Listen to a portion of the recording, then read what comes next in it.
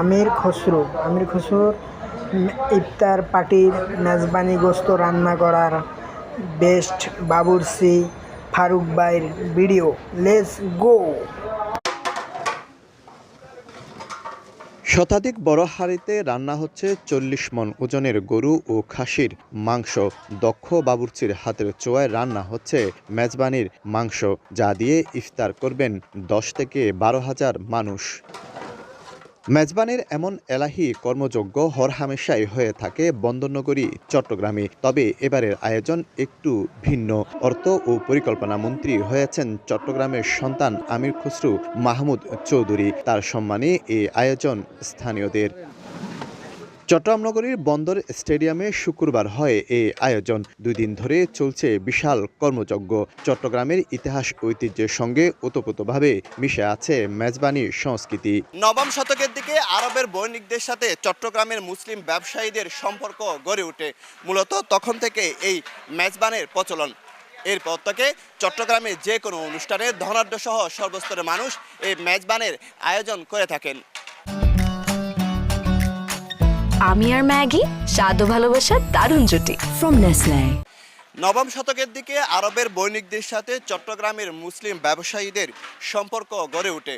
মূলত তখন থেকে এই মেজবানের প্রচলন।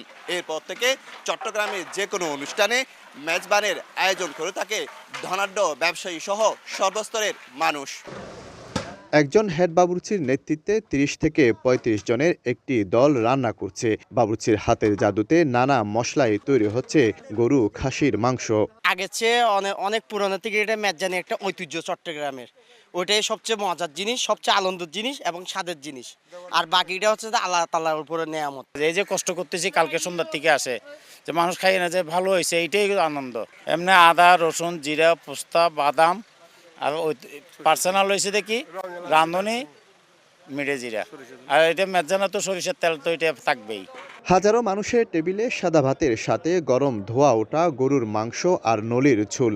আছে ছোলা ও মুগ ডালে মেশানো মাংসের টুকরো। ঐতিহ্যবাহী খাবারের স্বাদ নিতে ইফতারের টেবিলে সর্বস্তরের মানুষ। নট অনলি বাংলাদেশের বাইরেও চট্টগ্রামের মেজবানির একটা আলাদা একটা বৈশিষ্ট্য, মানুষের কাছে একটা আগ্রহ, এটা তো সবসময় আছেই। 60টা গরু জবাই করেছি এবং 15টা ছাগল, বিশেষ করে সনাতনী ভাইদের জন্য আমরা স্পেশালি তাদের জন্য আলাদা আয়োজন করেছি, আলাদা প্যান্ডেল আপনি দেখতে পারবেন।